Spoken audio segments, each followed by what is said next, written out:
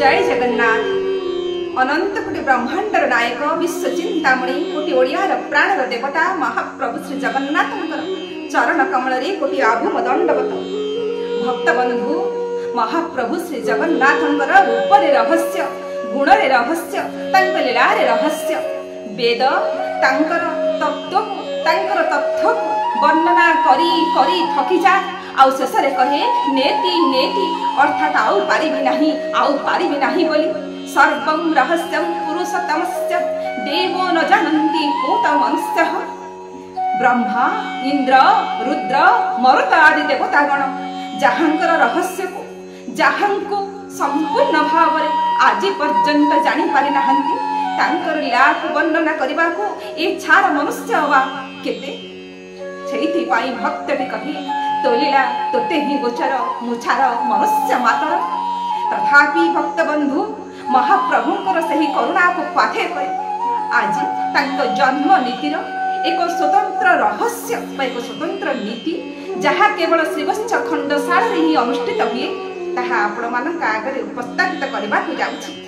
पंच सखा जुगर वरिष्ठ साधक संत कवि दिवाकर दास लिखिले रामादि जेते अवतार जगन्नाथ अंको बाहर पृथ्वीर भारा उषा संति लेउठी श्रीअंगे मिशंति ए जगन्नाथ भगवान भगरे नाही जार जन्म भग युक्तवान भगवान।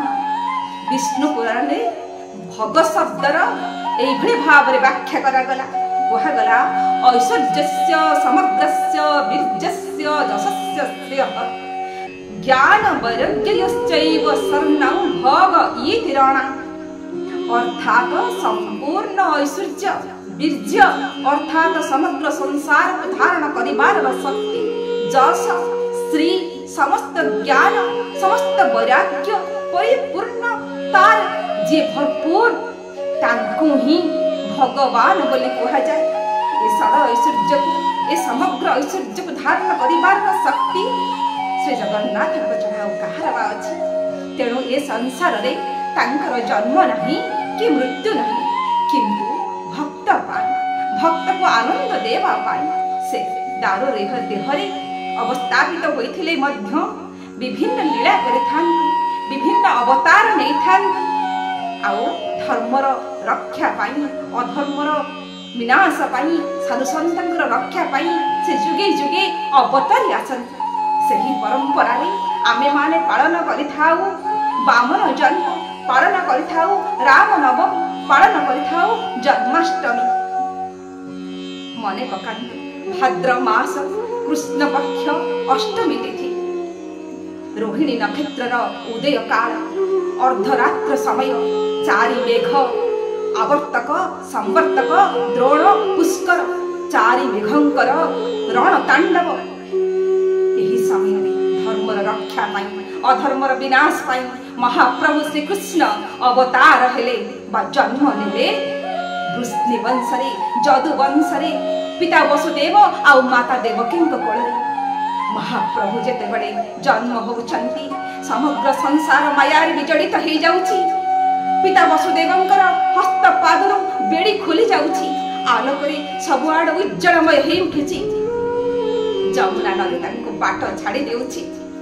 महाप्रभु को मस्तक धारण करी से जाई पहुंची छंती नंद राजांकर घरे आउ तांको सेठारे निरापद रे पहुंचई दे बिजुली कन्या को धरी चाली आसी छंती पुणी धरी मथुरा तापरे तो अनेक लीला किंतु महाप्रभुकर यही जन्म तिथि को जन्माष्टमी भाव में आमे घरे घरे पालन कला बेले श्रीमंदिर रे यही नीतिर एक स्वतंत्रता देखा जाए अर्थात जन्माष्टमी पूर्व दिन भाद्र मास कृष्ण पक्ष सप्तमी दिन महाप्रभु जगन्नाथ पाखरे एक स्वतंत्र भोग लगी हुए तांको एक स्वतंत्र वंदापना करा जाए जे भोग लगी हुए ता ना होउची जेउड़ वा जेउट भोग आउ जे वंदापना करा जाए ताहार नाम होउची गर्भ उदक वंदापना।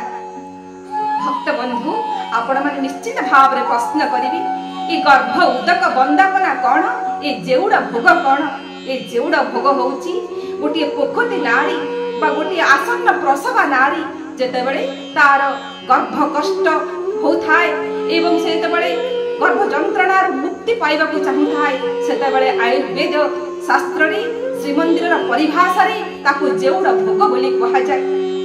आउ सही नीति रे महाप्रभु को जेउड़ भोग अर्पण करा जाय आउ गर्भ उदक वंदापना करा जाय। भाद्रव मास कृष्ण पक्ष सप्तमी तिथि रे जेतेबेले संध्या धूप सरी जाए सेतेबेले महाप्रभु को सुवर्ण अलंकार लागि करा जाए तापरे तांको विभिन्न व्यंजन सहित विभिन्न प्रसाद भोग सहित तांको लागि करा जाए। महाप्रभु का पाखरे जेउड़ भोग ए जेउड़ भोग कौन ना आंब बाओ सारू मंजा आदि प्रस्तुत एक प्रकार भोग बा प्रसाद जहाँ को खाइबा द्वारा प्रसव जंत्रणा जनित कष्ट दूर होता है। आपण माने निश्चय कहिबे आम माने जानिछु जगन्नाथ जे 16 कला तहु कला ये नंद बाला कला को 16 कला करी गोपे बिहरे नर करी तेबे जगन्नाथ जे कृष्ण रूप रे अवतार हेबे बा जन्म नेबे ठीक अछि किंतु महाप्रभु को गर्भ जंत्रणा जनित जेउड़ भोग दिया जबा कोन दरकार महाप्रभु काहे की प्रसव जंत्रणा मुक्ति पाई जेउड़ भोग खाइबे।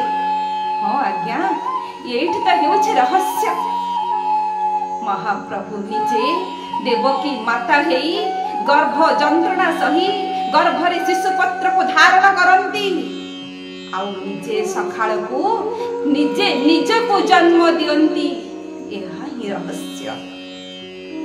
गीता को चलत गीता रे कहिले ना पिताहमस्य जगतो माता धाता पितामह नित्यं पवित्र ओंकार रुक् साम यजुरेव च अर्थात मु हउची ए समग्र जगतर पिता माता विधाता बा मु हेउची ए समग्र संसारर पितांकर पिता बा पितामह।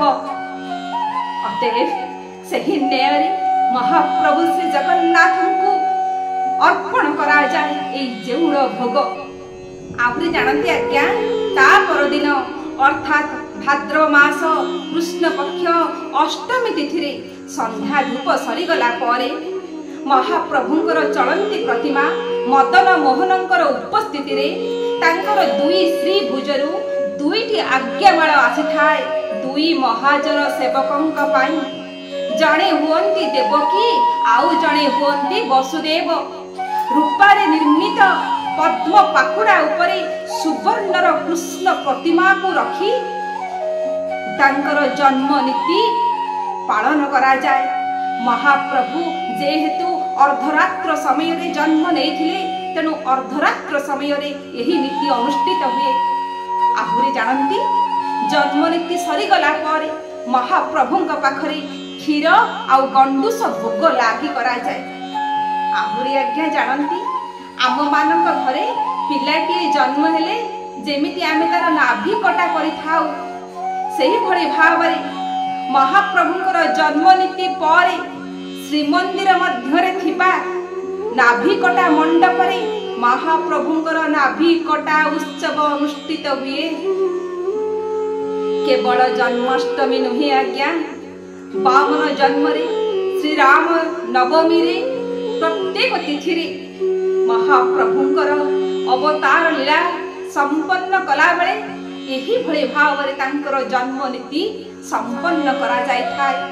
महाप्रभु निजे पिता हुअन्ति निजे माता हुअन्ति निजे गर्भधारण करन्ति पुणी निजको निजे जन्म दियन्ति।